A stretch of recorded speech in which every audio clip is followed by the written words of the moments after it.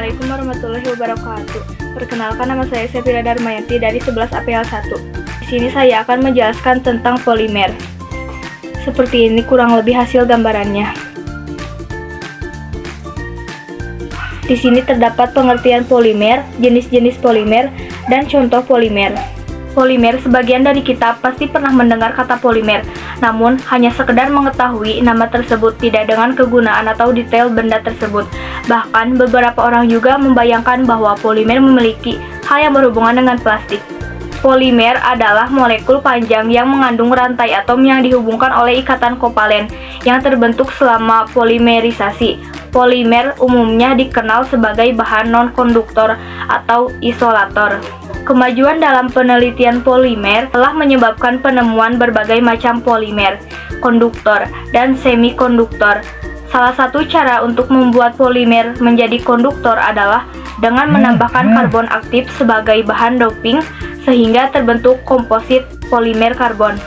Komposit polimer karbon yang dihasilkan memiliki hambatan listrik yang bervariasi ketika terkena gas karena dapat berikatan dengan molekul gas yang dirasakan memengaruhi sifat konduksinya.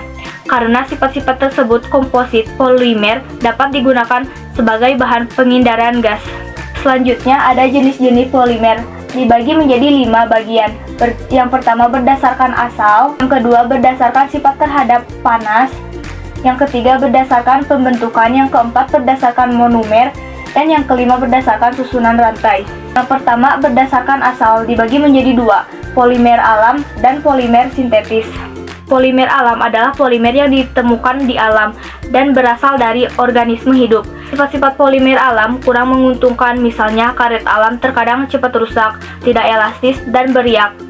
Hal ini dapat terjadi karena karet alam tidak tahan terhadap bensin atau minyak tanah dan terkena udara dalam jangka waktu yang lama. Yang kedua, polimer sintetis. Polimer sintetis atau polimer buatan adalah polimer yang tidak ada di alam dan harus dibuat oleh manusia. Sampai saat ini, para ahli kimia polimer telah melakukan penelitian terhadap struktur molekul alami untuk mengembangkan polimer sintetis. Dari hasil penelitian ini, polimer sintetis yang dihasilkan dapat direkayasa sesuai dengan sifat-sifatnya, seperti suhu tinggi, rendahnya titik leleh, elastisitas dan kekakuan, serta ketahanan terhadap zat kimia. Tujuannya adalah untuk mendapatkan polimer sintetis yang berkinerja seperti yang diharapkan. Yang kedua, berdasarkan sifat terhadap panas, dibagi menjadi 2, termoplastik dan termosetting. Termoplastik adalah polimer yang lunak jika dipanaskan dan dapat berubah bentuk. Termoplastik memiliki gaya antar molekul sedang. Jika polimer termoplastik memiliki struktur linier, maka akan memiliki struktur yang keras, sedangkan jika bercabang maka akan menjadi lunak. Saat dipanaskan, termoplastik menjadi lunak dan mengeras lagi saat didinginkan. Yang kedua, termosetting. Termosetting adalah jenis polimer yang tetap keras dan jika lunak jika terkena panas. Polimer ini hanya dapat dipanaskan 1 kali, yaitu pada saat pembuatannya. Jadi jika setelah putus tidak bisa disambung kembali. Contoh dari polimer ini adalah bakelit. Yang ketiga, berdasarkan pembentukan, dibagi menjadi 2, polimer adisi dan polimer kondensasi. Polimer adisi, reaksi adisi adalah reaksi di mana ikatan rangkap diurai menjadi ikatan tunggal dan atom ditambahkan ke senyawa yang terbentuk. Oleh karena itu, polimerisasi adisi merupakan reaksi polimerisasi dari monomer dengan ikatan rangkap atau ikatan tidak jenuh. Dalam reaksi ini, monomer membentuk ikatan rangkap dan bergabung dengan monomer lain untuk membentuk ikatan tunggal atau ikatan jenuh. Yang kedua, polimer kondensasi. Polimer kondensasi adalah gabungan dari gugus fungsi antara 2 monomer, artinya polimerisasi kondensasi adalah reaksi yang membentuk polimer dari monomer dengan 2 gugus fungsi. Misalnya polipeptida atau senyawa protein dan polisakarida adalah senyawa biomolekuler yang dibentuk oleh polimerisasi kondensasi. Yang keempat, berdasarkan monomer, dibagi menjadi 2, homopolimer dan copolimer. Yang pertama, homopolimer. Homopolimer juga dikenal sebagai polimer linier. Adalah polimer yang terdiri dari monomer yang sama atau serupa. Misalnya, polipinil klorida adalah polimer adisi yang mengandung monomer yang sama, yaitu pinil klorida. Yang kedua, kopolimer. Kopolimer juga dikenal sebagai heteropolimer adalah polimer yang monomernya berbeda. Contoh dakron, nilon 66, dan melamin atau fenol formaldehida. Proses polimerisasi berlangsung di bawah suhu dan tekanan tinggi atau dengan bantuan katalis. Tetapi tanpa katalis, struktur molekulnya tidak teratur. Dengan demikian, fungsi katalis adalah untuk mengontrol pembentukan struktur molekul agar lebih teratur sehingga diperoleh sifat-sifat polimer yang diharapkan. Yang terakhir ada berdasarkan susunan rantai, dibagi menjadi 3, polimer linier, polimer bercabang, dan polimer 3 dimensi. Yang pertama, polimer linier. Polimer linier yaitu polimer yang tersusun secara berulang-ulang, saling berikatan, dan membentuk rantai polimer yang panjang, misalnya polietena, polivinil klorida, dan lain-lain. Polimer linier memiliki titik leleh, kekuatan tarik, dan kerapatan yang tinggi. Yang kedua, polimer bercabang. Polimer bercabang adalah polimer linier yang memiliki cabang dengan panjang yang berbeda pada rantai utama. Karena adanya cabang di rantai utama, polimer ini memiliki titik leleh, kekuatan tarik, dan kepadatan yang rendah. Contoh polimer bercabang adalah glikogen. Yang ketiga, polimer 3 dimensi. Polimer jaringan 3 dimensi atau polimer ikatan silang adalah polimer linier yang dihubungkan bersama untuk membentuk jaringan 3 dimensi. Polimer ini memiliki sifat sangat keras, kaku, dan rapuh. Contoh polimer lantai silang adalah bakelit dan resin urea formaldehida. Selanjutnya ada contoh polimer dibagi menjadi 9. Yang pertama, serat sintetis, yang kedua, karet sintetis, yang ketiga, orlon, yang keempat, PVC atau posifinis klorida, yang kelima, polietena, yang keenam, polipropena, yang ketujuh, teflon, yang kedelapan, bakelit, dan yang kesembilan, polimer metakrilat. Contoh polimer yang pertama yaitu serat sintetis.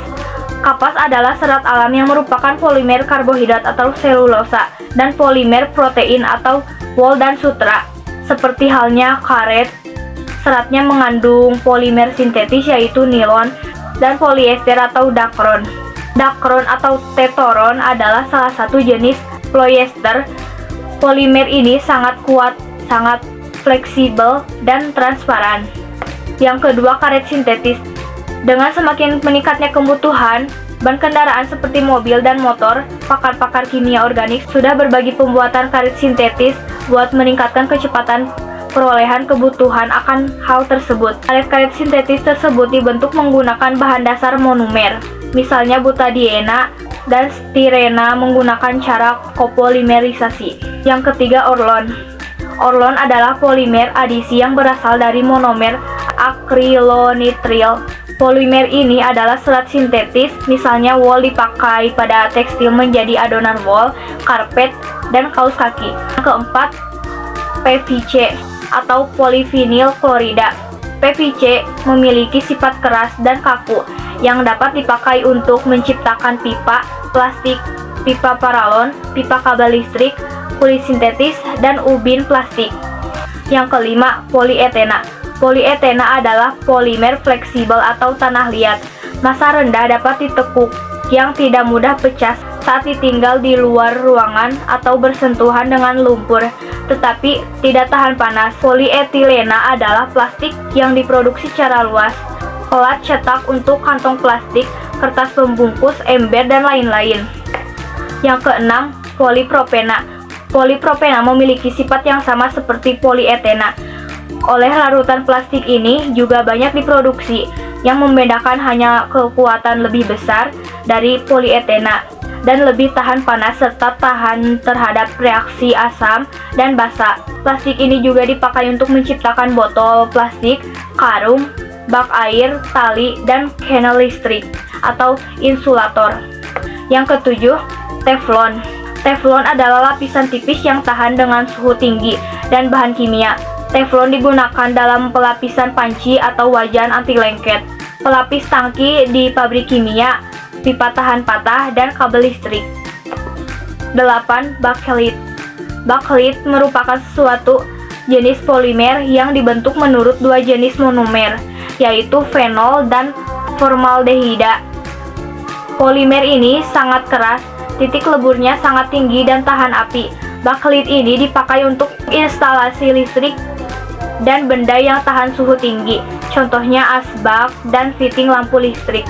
Dan yang kesembilan ada polimetil metakrilat. Polimetil metakrilat disingkat PMMA, mempunyai nama dagang plexiglass. Polimetil metakrilat merupakan polimerisasi adisi dari monomer metil metakrilat atau H2C sama dengan CHCOOH3. PMMA merupakan plastik yang kuat dan transparan. Polimer ini digunakan untuk jendela pesawat terbang dan lampu belakang mobil. Nah, kegunaan polimer dalam kehidupan sehari-hari banyak sekali produk yang berbahan dasar polimer sintetis. Mulai dari tas belanja plastik, kemasan plastik makanan dan minuman, kemasan plastik, peralatan rumah tangga, dan perangkat elektronik. Setiap kali berbelanja dalam jumlah kecil seperti di toko, kita akan selalu memiliki kemasan untuk mengirimkan barang kita dalam bentuk plastik atau kantong plastik atau kresek. Produknya adalah polimer sintetis yang tidak dapat diurai oleh mikroorganisme.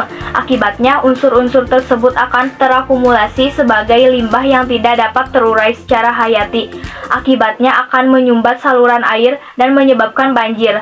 Limbah polimer sintetis tidak boleh dibakar karena akan menghasilkan senyawa dioksin.